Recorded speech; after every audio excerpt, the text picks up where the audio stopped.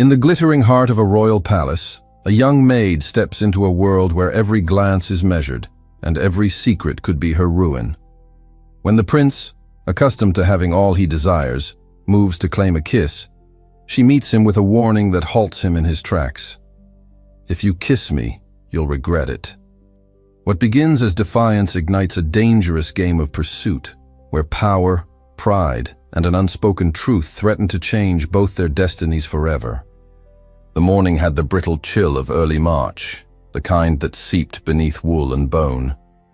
Mist hovered over the road as the carriage rattled past the last hedgerows, and the Palais de Valmont rose into view like a vision engraved in gilt and frost. Celeste Duret pressed her gloved hands together and stared, as if staring might steady the uneven tempo of her breath. The palace sprawled across the gentle slope north of Paris, all pale stone and long windows winking faintly with reflected light.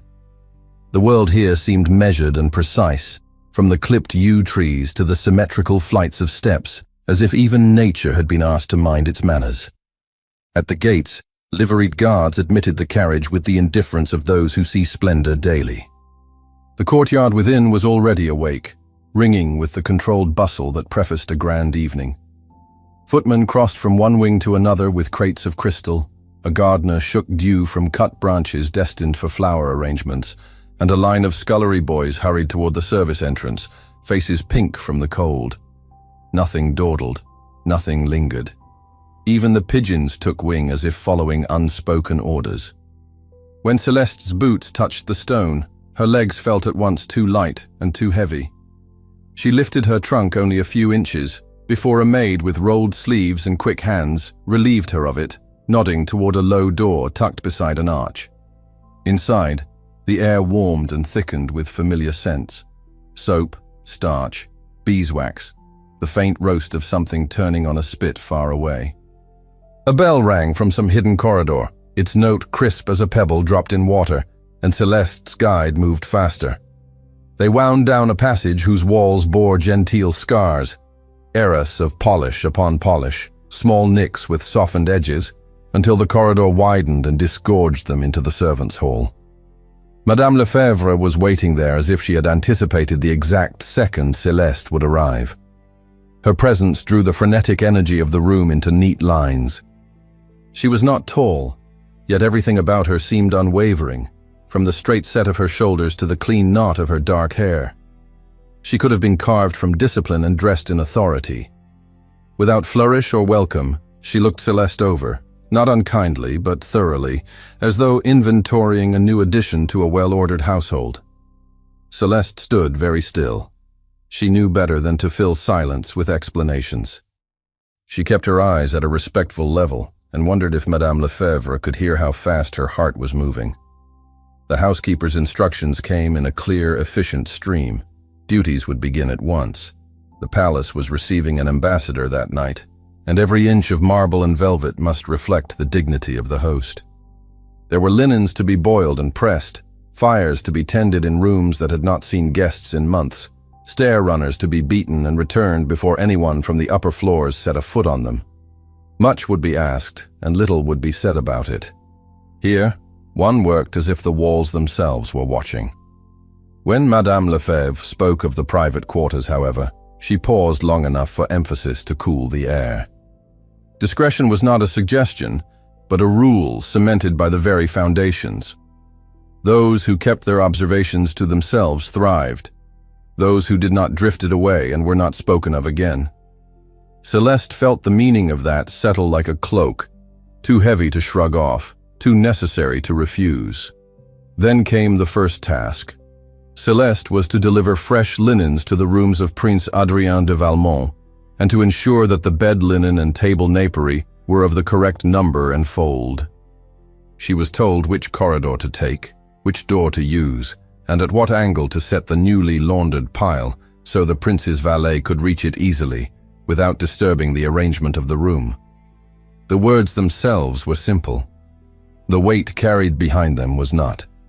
Celeste accepted the stack of linen, warm still from the press, its edges sharp with starch. The fabric smelled faintly of lavender water, a luxury meant to be noticed only if one was of the rank to notice such things. Cradling the pile carefully, she made her way from the tucked bustle of the servants' hall to the first of the palace's grand galleries. Here, sound changed. The floors were parquet, intricate geometric patterns that seemed almost too fine to be stepped upon. Every footfall sent a muted echo ahead, and every echo sounded like an announcement. Tall windows ran the length of the hall, their panes catching a sky the color of pearl. Heavy frames held oil portraits whose eyes followed a person's progress in a way that felt personal. Celeste walked the measured line down the center, conscious of the straightness of her spine, the steadiness of her hands. She had never needed to breathe more quietly. From beyond a closed door came a brief hum of stringed instruments, a rehearsal, she thought, for the evening's entertainment. She smelled oranges and cloves where a tray of pomanders had just been carried past, the scent clean and bright against older, deeper aromas, the polish on the banister, the faint ash of a grate recently swept. The palace spoke a language of small details. Celeste listened because she had to, and because it steadied her to make sense of the place by the things it chose to emphasize. She reached the long gallery that led to the prince's apartments and paused, just for a heartbeat, at the threshold. The air here held another temperature, subtler than warmth or chill, a refinement that seemed to press against the skin like a glove. The door at the end stood open by a fraction, the gap no wider than a thumb. Through it, sunlight fell into the room beyond in a slanting sheet, catching dust motes and making tiny constellations of them. She had been told she might not see the prince himself, that he would be occupied with matters of state and ceremony. That possibility hovered as a small mercy. She drew another breath and went on. Inside the anteroom, the quiet was different again. Close. Attentive. She crossed to a side table and set the linens down exactly where she had been instructed, aligning the edges with the grain of the wood. The pile settled with a faint sigh, a whisper against the polished surface. She smoothed the top with one palm, fingertips catching on the crispness of the fold. For a moment she allowed herself to look, truly look, beyond the task to the room itself. The windows were tall enough to make the outdoors feel like a painting. Light rested on everything, gilding the curve of a chair leg, the fine filigree of a clock's casing, the embroidery of a ceremonial coat draped carelessly over the back of a chair as if someone had shrugged it off mid-thought. The coat drew her gaze. The thread, gold and subtle, caught the sun and held it in tiny, patient flames. It could not be touched. That was a rule that needed no stating. But she felt the pull of it anyway, a small tug of wonder. Her hands returned to her sides. She took a step backward. Another. The quiet pressed more firmly now, as if the room were holding its breath along with her. She turned, and the white frame of the open door widened in her periphery. She could leave as soundlessly as she had come. She imagined walking the length of the gallery again, the portraits watching, the music a rumor at the edge of hearing.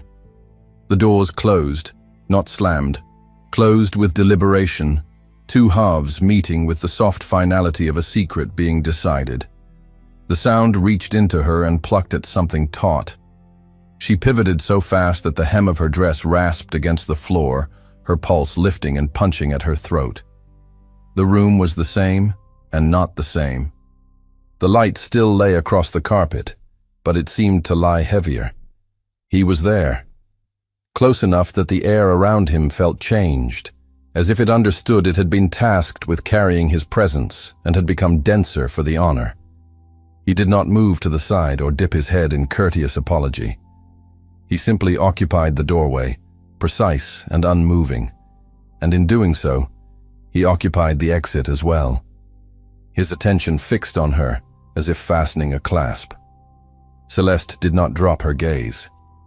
Her training had always said to look a little lower, to blend into the margin of the page rather than the center. But there was no margin in a room like this, and the page would not turn until someone moved. The scent of starch lifted from the linen behind her. The clock on the mantel ticked with exaggerated calm. Somewhere far off, the echo of a bell clipped the hour, sounding oddly cheerful in a room that had entirely forgotten how to be at ease. She felt the beat of her heart in her palms, in the base of her throat, in the soft places where a person could not be armored. Her mouth was dry. Her mind, for once, did not run ahead to consequences. It could not. It stayed here, held by the fact of him and the shape of this closed space, and the unblinking knowledge that nothing would turn frivolous if she pretended it might. His gaze did not waver. The coat with its patient flames hung where it had hung. The light reached no farther than it had before. It was the same moment remade, threaded now with an awareness that had not been asked for and could not be put down. The prince took a step forward, his gaze unyielding, and said in a low voice, "I don't believe we've met." Prince Adrian's voice carried the sort of quiet authority that made refusal feel like a breach of protocol. The words were not a question so much as an opening to something he had already decided would occur. He stood with a composure that suggested leisure, though every inch of him was aware, deliberate. The white shirt he wore hung open at the collar, the faint V of skin catching the light.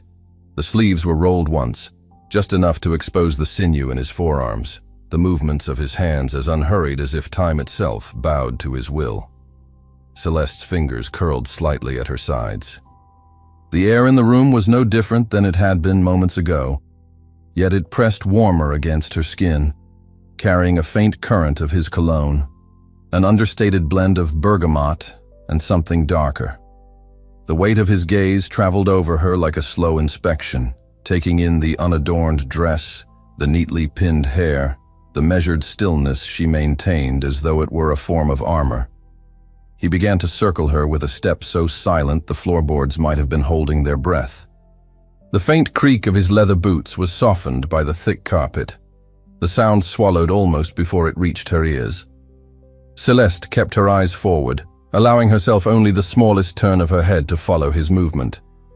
Her pulse quickened despite her resolve, each beat an insistent reminder of the closeness she could not control.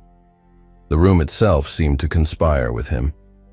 Sunlight from the tall windows pooled in long golden stripes on the floor, and in one of these he stepped, the light touching his cheek, outlining the straight bridge of his nose and the faint, unshaven shadow along his jaw. His voice, when it came again, was low and even, threaded with a curiosity that felt less like idle interest and more like a quiet demand. He asked where she was from, how long she had been in the palace, though each question landed not as a request for knowledge, but as a measure of her reaction. Her replies were short, careful, the sort of answers that gave nothing more than they were meant to give. She could not read his thoughts entirely, but she felt the way his attention sharpened at certain pauses, as though mapping out the places she chose to leave silent. The music from the distant ballroom reached them in faint swells, a waltz slowed by the thickness of the walls, and the sound seemed to underscore the deliberate rhythm of their exchange. His gaze flicked toward the pile of linens she had set on the table, but it was a glance in passing, quickly returned to her face.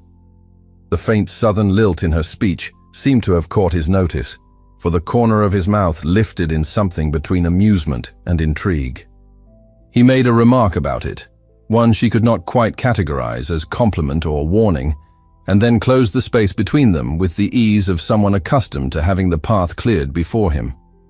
The sunlight shifted fractionally as a cloud passed outside, dimming the room into something more private, less touched by the world beyond these walls. Celeste's hands remained steady, though the warmth in her chest betrayed the calm she attempted to keep. She was aware of the way his height cast her in partial shadow, the faint rustle of fabric as he adjusted his stance. His eyes held the kind of confidence that presumed she would not move unless he allowed it, and the longer she stood before him, the more the air felt like a net drawn close. A glint of something, not quite impatience, not quite play, appeared in his expression, as though he had tested her composure long enough and found it both vexing and compelling. His gaze dropped briefly, not to the linens, but to the faint rise and fall of her breath. Then, without any shift in tone or posture, he closed the final inches between them. The nearness was startling in its quietness. No grand gesture announced it. It was simply there, his presence filling the narrow space, his shadow mingling with hers. She could feel the heat that rose from him, the subtle movement of the air as he drew in a breath. For a moment, nothing in the room moved except the pendulum of the mantel clock, its slow, metronomic swing marking the seconds with deliberate patience. Her mind searched for a path out of the moment, words that could disperse the intensity, steps that could create the distance she knew she needed, but none presented themselves quickly enough. He leaned closer, his face angling so the line of his jaw passed within a breath of hers, and she could see, in sharp clarity, the tiny flecks of gold in his irises. The faintest shift in his expression told her he had already decided how this moment would end. She felt the air stir between them as his mouth drew nearer, the light catching briefly on the curve of his cheekbone. The scent of him deepened, warmed by proximity, the edges of the bergamot giving way to the darker notes beneath. Her back remained straight, her chin level, though her heart pressed insistently against her ribs.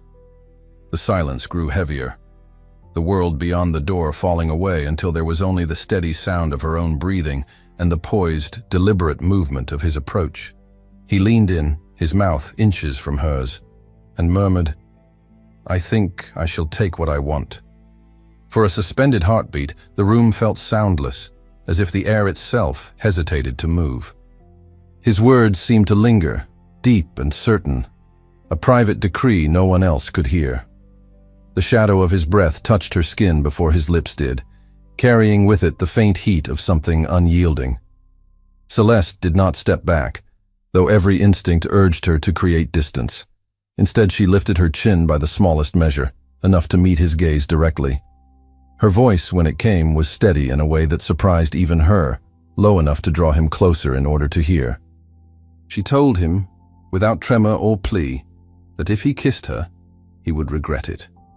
The words were as sharp and cool as the March air outside, cutting through the charged quiet like a blade drawn clean from its sheath. The effect was immediate. Adrian stilled, his nearness unchanged, but his eyes narrowed with something more than curiosity. It was not a look she could easily read, no single shade of emotion, but a blend, a flicker of intrigue, a touch of disbelief, and a thread of irritation at being refused without explanation. His hand, which had hovered near the edge of her sleeve, did not close the distance. The clock on the mantel ticked again, and the sound seemed louder now. Beyond the tall windows, a pale shaft of sunlight caught on the glass, glinting before a passing cloud dulled it. His gaze roamed over her face as though searching for the point where her resolve might crack. She gave him none. A silence settled between them, heavier than the one before, and Celeste felt the weight of it pressing along her shoulders. The scent of polished wood, beeswax, and the faint lavender from the linens was almost stifling in its stillness. She wondered briefly if she had gone too far, but only briefly. Whatever trouble her words might stir, the alternative was worse. At length, Adrian drew a slow breath and stepped back, the movement controlled, deliberate, without the suddenness of retreat. His gaze never left her, as though the space between them had not erased the impact of what had just passed. The faintest curve touched his mouth. Not quite a smile, more like a mark of acknowledgement, or perhaps a promise that this was not finished. Celeste took the opportunity to turn, reclaiming her focus on the folded linens, lifting them again with practiced care. She intended to walk to the door, to cross the gallery and leave him behind for the rest of the day if possible. But before her hand touched the door frame, his voice sounded again, quieter this time, carrying a weight that seemed to follow her into the hallway even before she stepped there. The words were not a question. They were an assertion, one that trailed after her like a hand that had not been physically laid but was felt nonetheless. The prince told her, in the same tone he might use to announce a future certainty, that one day she would explain exactly why he would regret it. The phrase chased her into the gallery, the polished floor gleaming beneath her steps. She did not look back. The air in the corridor was cooler, its draft a muted relief against the warmth she had left behind. Farther down, the sound of brisk footsteps and the soft scrape of a cart's wheels announced the presence of other servants. She merged into the rhythm of the palace's work without allowing her pace to quicken. Yet even as she carried the linens toward the next task, she was aware of the echo of that closed room, the stillness, the proximity, the moment where choice and defiance had collided. And though she forced her breathing into an even cadence, the awareness lingered in her chest, as if the encounter had left an imprint too deep for the passage of a single corridor to erase. She could not know whether his smirk had been the end of the matter or the beginning. The palace seemed to hum faintly around her, the vibrations of movement and purpose hiding in the walls, in the small sounds of work continuing as though no one inside had paused to listen to anything but orders. And yet, beneath the surface, she felt it. The same poised quiet as before a door closes. One day, you'll explain to me exactly why I would regret it. The rest of the morning unfolded in a blur of tasks that allowed no room for reflection, though Celeste carried the earlier encounter like an uninvited weight. The servants' hall was alive with the constant shuffle of feet and the clatter of work. Brass sconces were polished until they caught every thread of light, and the scent of beeswax hung heavy in the air. She kept her head down, folding into the rhythm of her duties, willing herself to blend with the quiet industry around her. Near midday, she joined two of the senior maids in preparing a set of embroidered table runners. The long strips of linen were pressed beneath irons heated on the stove, the metal hissing softly as it met the damp weave. The older women worked in easy silence, but Celeste sensed their glances. Brief, sidelong, measuring. In the palace, news traveled in whispers, and she suspected that her arrival in the prince's apartments had already been noted. When one of them stepped away to fetch a replacement iron, the other leaned toward her companion, voice pitched just low enough to make the words feel furtive. The sound of Celeste's own name reached her before the rest was swallowed by the room's constant rustle. She bent closer over her work, pretending not to hear, yet the awareness prickled along her spine. From the kitchens came the mingled aromas of roasting pheasant and fresh bread. The cook's sharp instructions cut through the steady clink of utensils, and boys darted past carrying heavy trays, the warmth of the ovens radiating off their flushed cheeks. Celeste was sent to collect flowers for the dining hall, and she found the vases waiting in neat rows along a side table. She arranged them carefully, the stems bending beneath her fingers, releasing green, damp scents into the air. The banquet preparations threaded through every wing of the palace. Footmen moved in pairs to carry polished silver platters toward the grand dining room, where the long table gleamed under crystal chandeliers. On each place setting, the glassware was aligned so precisely that it seemed no human hand could have set it there. Celeste's own hands were steady as she set a folded napkin beside a goblet, though she felt as if the order of the room might fracture if she allowed herself to think too long about anything beyond the task. The unwritten rules here were as strict as the written ones. A servant's place was to exist in the background, unnoticed, yet she could not ignore the sense that eyes followed her more often than they should. She felt it in the brief hush of conversation when she entered a room, in the way the older staff looked from her to one another before returning to their work. The knowledge sat heavily on her. Any rumor could undo her. Late in the afternoon, with the last of the table linens collected for laundering, she moved through a narrow corridor lit by a string of wall lamps. The air here was cooler, carrying the faint tang of damp stone from the cellars beneath. She rounded a corner, her mind half on the laundry ahead, and stopped short. At the far end stood Prince Adrian. He was speaking in a low voice to a uniformed footman, his posture relaxed, but with the same undercurrent of authority she had felt in his apartments. The light from a nearby window traced a pale line along his shoulder, catching in the dark fabric of his coat. The footman, sensing her presence, glanced in her direction and murmured something to the prince before stepping aside. Adrian's gaze lifted to meet hers, and it was as though the corridor had narrowed. The faint, unreadable curve of his mouth returned, carrying no obvious warmth, yet holding something that drew her attention against her will. Without breaking eye contact, he started toward her, his steps unhurried but purposeful, each one soft against the worn carpet runner. Celeste's fingers tightened slightly on the wicker handles of the linen basket she carried. She could hear her own breathing, steady but shallower than before. The lamps along the walls cast overlapping halos of light that pooled and broke as he moved through them. When he reached her, he did not speak immediately. His hand came to rest briefly on the edge of the basket, the weight of his touch light but enough to halt her forward motion. The subtle scent of his cologne reached her again, sharper now in the close space. His eyes held hers, the kind of look that required acknowledgement, as though he expected her to answer a question he had not yet asked. Then, in a tone that brooked no dismissal, he told her to walk with him. The command left no room for hesitation.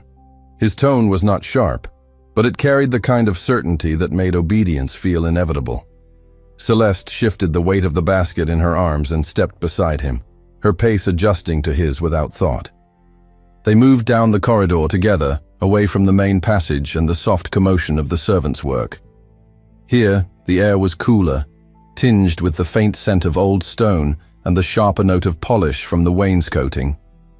The corridor narrowed, the high windows clouded with a pale film that blurred the view of the gardens beyond. Their footsteps echoed in unison, hers lighter, his deliberate, as if the very floor deferred to the rhythm he set. At first he spoke of the palace preparations, the visiting dignitaries, the demands of the evening, the precision required to maintain its image. His voice was smooth, almost casual, yet beneath it ran the same undercurrent she had felt before, a quiet persistence that hinted at some deeper intention. Gradually his questions shifted. How long had she been in Paris? Did she have family in the city? Where had she worked before? His gaze turned to her between steps, waiting for each answer with a patience that did not disguise its insistence. Celeste measured her replies carefully, giving him the truth only in pieces, small enough to hold without granting him the whole. She felt his attention on the spaces between her words as much as on the words themselves. The further they went, the quieter the palace became. The sounds of activity from the main halls thinned until there was only the muted toll of the afternoon bells in the distance. They passed tall doors closed against the day, the heavy drapes at their sides stirring faintly in a draught she could not place. The polished brass handles gleamed even in the dim light, a testament to the unseen work of the staff. They came at last to a tall, narrow door set into the stone, its paint slightly faded, the brass keyhole dark against the wood. Adrian opened it without ceremony and stepped aside for her to enter first. The air beyond was different, fresh, touched by the faint scent of damp earth and greenery. She stepped out onto a seldom-used balcony. The wrought iron railing curved gracefully, its black paint dulled by time. From here, the garden stretched out in careful symmetry, gravel paths winding between clipped hedges, the pale shimmer of the ornamental lake catching the afternoon light. Early buds had begun to form on the branches, promising the slow return of color after the winter's austerity. Adrian moved to stand beside her, his hands resting lightly on the railing. The setting sun had begun to tilt lower in the sky, casting a warm amber light that softened the hard lines of the palace stone. The glow caught on his profile, gilding the line of his cheek and the bridge of his nose. The quiet here was unlike the silence of the palace corridors. It felt less guarded, yet no less deliberate. For a moment, neither of them spoke. The breeze lifted a loose strand of her hair, carrying it briefly across her cheek, before letting it fall. Somewhere below, the faint crunch of footsteps on gravel suggested a gardener crossing the path, though the hedges shielded the view. When he spoke again, his voice was quieter, stripped of the formality he often wore like a uniform. Yet the intent was still there, a measured persistence as he returned to his questions. Not about the palace now, but about her. Each was direct, and though she answered with the same caution as before, she could sense his awareness tightening around her restraint, as if every withheld truth confirmed that there was something to uncover. The sun's warmth touched her skin, and the air between them felt heavier despite the open space. She could sense his gaze even when she looked away toward the lake, a gaze that seemed to press for something more than she was willing to give. He shifted closer, the movement quiet but undeniable, and she felt the change in the air before she turned her head. His nearness was sudden enough to draw her focus entirely to him, the line of his shoulder brushing the edge of her sleeve. The faint scent of his cologne mingled with the breeze, sharper now in the closeness. His expression was unreadable, calm on the surface, yet with a depth that made her pulse quicken in spite of herself. His eyes searched hers in a way that was not merely observant, but intent, as if weighing what would happen if he closed the last measure of distance between them. Without warning, he lifted his hand toward her cheek. The gesture was slow, deliberate, as though he intended her to feel every second of the space closing between them. The curve of his hand moved into the light, the long fingers steady, the skin warm to gold by the lowering sun. The air around her seemed to thicken, the faint rustle of leaves from the garden below muted against the sound of her own breath. Celeste's pulse beat a hard, even rhythm in her throat. She could feel the pull of the moment, the way his presence reached for her before his hand ever did. The faint breeze lifted again, brushing the edge of her skirt against the iron railing, but even the cool air could not cut the heat that seemed to gather between them. He was near enough now that the shadow of his arm fell across her cheek. His expression was intent, eyes fixed as if reading something just beyond her gaze. She did not step back, though every part of her felt the instinct to do so. The open balcony behind her offered escape only in name. It would be a retreat scene and perhaps interpreted in ways she could not afford. Then from the passage behind them, a sound broke through, the low creak of a door hinge, followed by the faint tread of approaching footsteps. Adrian's hand paused, hovering close enough that she could feel the warmth radiating from his skin. His head turned slightly toward the noise, the taut stillness in him shifting into something sharper. The footsteps grew clearer, measured but quick, until a figure appeared in the doorway. A valet in dark livery, bowing with a precision that suggested urgency. He announced that the prince's presence was required in the reception hall. The words hung in the air, formal and efficient, but threaded with enough weight to make Adrian step back. He straightened without haste, his gaze returning to her for one last measured glance. Whatever intention had driven him a moment earlier was folded neatly away, leaving no obvious trace save for the charge in the air that had not yet dispersed. The valet stood aside, waiting, and Adrian gave a brief nod before crossing the threshold back into the corridor. His movements were unhurried, but there was something in his stride that made it clear he had already set this moment aside for another time. Left alone, Celeste turned her eyes to the gardens again, as though their order and symmetry could steady her. The sky above the lake had deepened to a muted gold, and the first faint chill of evening pressed through the fabric of her dress. She let the breeze pass over her, willing her heartbeat to slow. She could still feel the nearness of him, not as a touch but as a presence, an imprint on the space where she stood. The muted sounds of the palace carried faintly from inside, the distant clink of silverware, the shuffle of chairs being moved into place for the evening's banquet. Stepping back from the railing, she moved toward the door and returned to the narrow corridor, retracing the path they had taken earlier.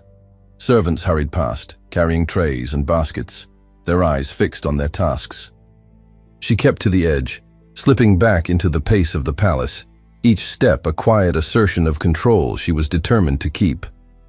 By the time she reached the main service hall, the bustle had intensified. The ballroom was nearly ready. The crystal chandeliers above caught the light from dozens of candles, sending small constellations shimmering across the polished floor. The long tables gleamed under silver candelabra, their flames steady in the still air. Celeste joined the other maids in circulating through the room, replenishing champagne flutes and ensuring no detail was overlooked. She moved carefully, her expression composed, even as her mind replayed the interrupted moment on the balcony. The banquet began, the room filling with the hum of conversation and the low strains of music from a small ensemble. The scent of pheasant and rich sauces drifted from the sideboard, mingling with the perfume worn by the guests. As she worked, she was aware, though she never allowed herself to look directly, that Adrian was present at the head of one of the long tables, engaged in conversation with a foreign ambassador. Once, as she passed behind his chair carrying a fresh decanter of wine, her eyes met his briefly. There was no greeting, no movement that might draw notice, but the glance was deliberate, holding her for the space of a breath before she moved on.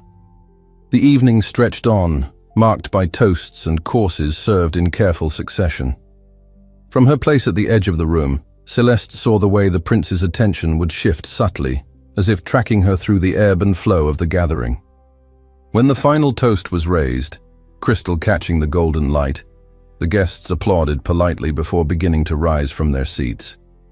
In the shifting movement of the crowd, she caught sight of him again. Adrian stood, excused himself from the ambassador's company, and began to cross the room, straight toward her.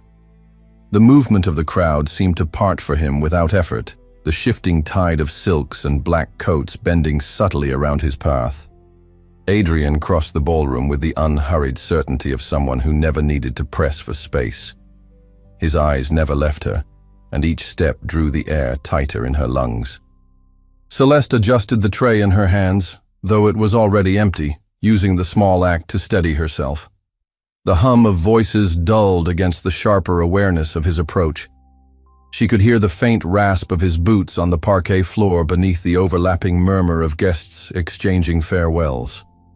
Candlelight slid over his shoulders, gleaming faintly on the buttons of his coat and the smooth fall of dark hair above his collar. When he reached her, there was no pause, no courteous distance. His hand came to her arm, firm enough to guide, not so tight as to alarm, but without offering the possibility of refusal. She felt the pressure of his fingers through the thin fabric of her sleeve, the warmth that contrasted with the cool metal of the tray she still held. He steered her away from the nearest cluster of guests, angling toward a side door that opened into a quieter corridor. The noise of the ballroom receded behind them, replaced by the hollow acoustics of the narrower space. Here, the light came from wall lamps spaced far apart, leaving patches of dimness between them.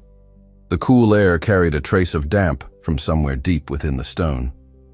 Her footsteps were light against the floor's polished boards, his heavier, more assured. She could feel the measured pace he set, one that conveyed purpose but not haste. At the far end, he stopped, turning to place himself between her and the exit. The shadows softened the sharpness of his features, but his eyes held their same steady intensity. He didn't raise his voice. He didn't need to. The silence between them felt deliberate, stretched until it pressed against her skin. Celeste kept her chin level, her hands still at her sides. The distance between them was no more than a pace, close enough that she could make out the fine stitching at the edge of his cravat, the faint gleam of gold on the signet ring he wore. His questions came without preamble, each one shaped to leave no space for evasion. Why had she chosen to work here? Who had recommended her? Did she know how easily one could be lost in the palace without ever stepping outside? His voice was calm, but each word carried the weight of command. She answered as she had before, with precision, but little more than she wished to give. His gaze sharpened at the careful omissions, as though he recognized the boundary she was holding and was deciding whether to cross it. The air between them thickened until the faint sound of approaching footsteps broke it. A page rounded the corner, his quick movements bringing with them a draft of cooler air. He stopped abruptly, bowing before offering Adrian a sealed envelope. The thick cream paper bore no crest on its visible side, only the neat fold of the wax seal. Adrian took it without looking at the boy, who straightened and retreated the way he had come.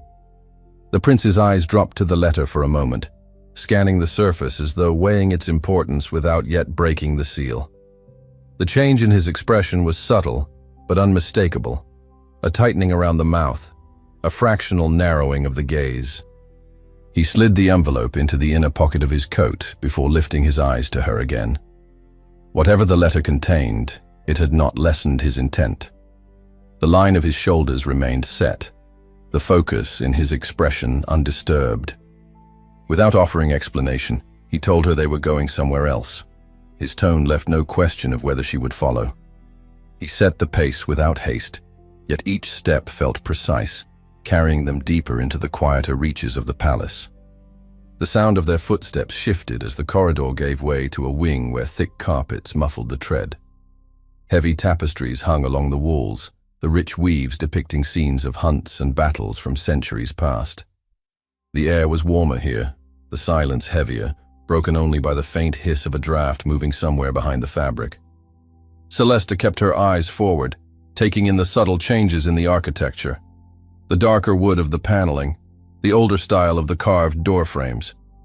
The scent of beeswax polish was stronger in this part of the building, as though the rooms were rarely disturbed, but still tended with meticulous care. She did not ask where he was leading her, knowing the answer would come in its own time, or not at all. They stopped before a door set slightly apart from the others, its varnish deepened with age. Adrian pushed it open and stood aside, a brief inclination of his head guiding her in. She stepped into a drawing room, lit by the low, steady flame of a single oil lamp on the mantel. The walls were paneled in dark wood, their sheen absorbing the light and casting the corners into shadow. Heavy drapes framed tall windows, drawn nearly closed against the night. The room smelled faintly of old paper and the sharper tang of polished brass. A pair of high-backed chairs sat angled toward the empty fireplace, and a long table stood against one wall, its surface bare, save for a small clock ticking evenly at its center. The stillness felt intact, as though it had been waiting for years to be disturbed. Adrian closed the door behind them with a soft click, the latch's sound carrying farther in the quiet than it should have. He began to move slowly around the room, his gaze traveling over its few furnishings as though reacquainting himself with them. Celeste remained near the center, her hands lightly clasped before her, aware of how her presence seemed to alter the balance of the space. When he came to stand in front of her, there was less of the overt proximity from earlier moments in the day. Yet the weight of his attention was no lighter. His eyes held her as if they were alone in a world measured only by this room's dimensions, and the silence between them was as deliberate as any question. She felt the shape of the moment shift. No longer the idle pursuit of conversation, but something more deliberate, more intent.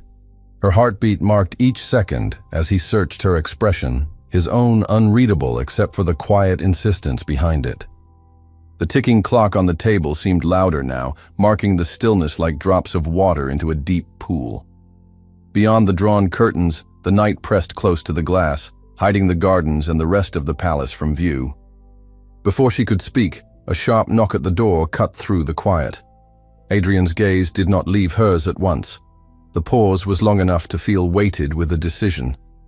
Then he turned and opened the door just enough to address whoever stood outside. The voice was too low for her to make out the words, but his tone in reply was cool and controlled, tinged with a faint edge of displeasure. The exchange lasted only a few moments before he closed the door again.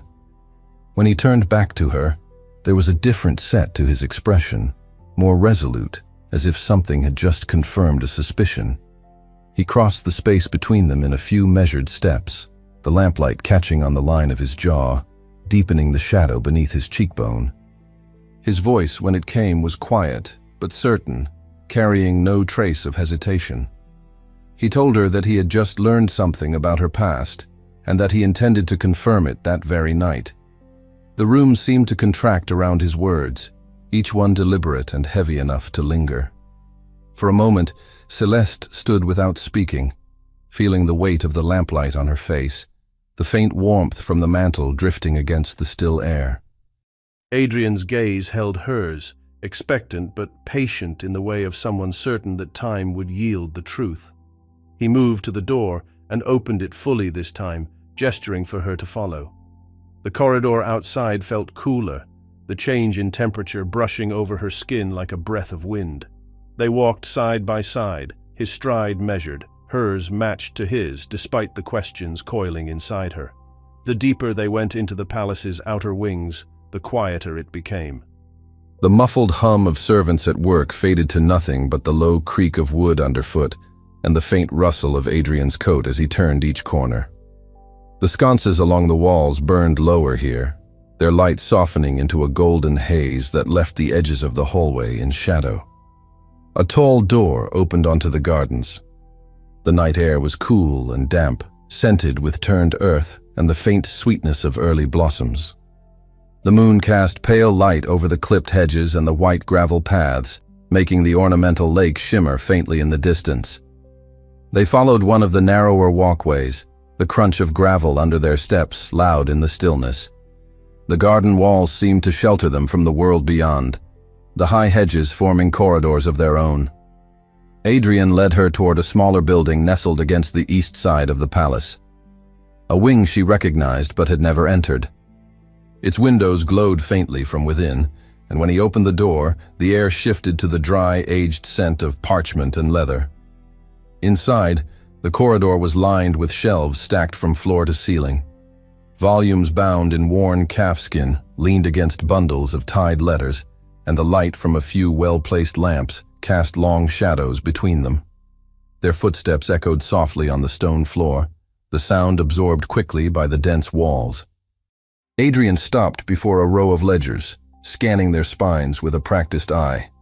His hand moved with certainty, pulling free a book whose edges were softened by years of handling. He carried it to a narrow table near the wall and opened it, the pages whispering as they turned beneath his fingers. Celeste watched as his gaze settled on a particular page. His finger traced a line of text until it paused, tapping lightly on a name written in precise fading ink. Her family name. She stepped closer, the familiar letters stark against the aged paper, as if the years between had not dulled their power. The record was brief but unmistakable, a note of her father's involvement in a failed political uprising years earlier. The script was formal, impersonal, yet each word held the weight of consequence. She felt her breath grow shallow, the memory of whispered warnings from her childhood stirring in the back of her mind. Adrian looked at her then, his expression less sharp than before, though no less intent. The silence between them was different now, still taut, but threaded with something that might have been understanding. She told him the truth in measured words, that she had hidden this part of her life to protect herself, and to shield anyone connected to her from the danger it might bring. Her voice was steady, though the air felt thick in her lungs. He closed the ledger gently, the sound of the covers meeting soft but final. For a moment, he rested his hand on the worn binding, as if sealing the knowledge within it once more. His gaze remained on her, the lamplight catching in his eyes, making the gold within them glimmer faintly. The room was quiet, except for the faint ticking of a clock somewhere in the distance, and the soft hum of the night air through the slightly open window. The gardens beyond lay still, the moonlight silvering the edges of every leaf. Nothing more was said. Yet something unspoken passed between them, an acknowledgement of the truth laid bare and the delicate balance it had shifted. The air seemed calmer now, though the distance between them remained measured, as if each was weighing what would come next.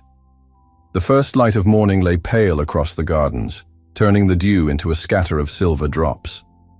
The mist clung low over the ornamental lake, drifting slowly in the still air. Inside the palace, the quiet hours before the day's full stir held a kind of suspended calm. Celeste moved through the long gallery, her steps soft against the parquet.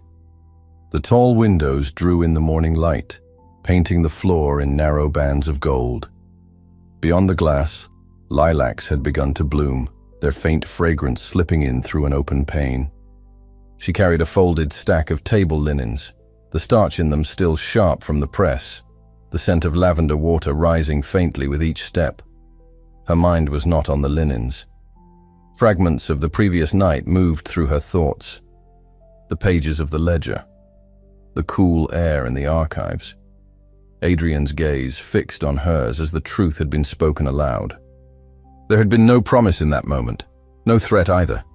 Only the certainty that the balance between them had shifted, though she could not yet see where it would settle.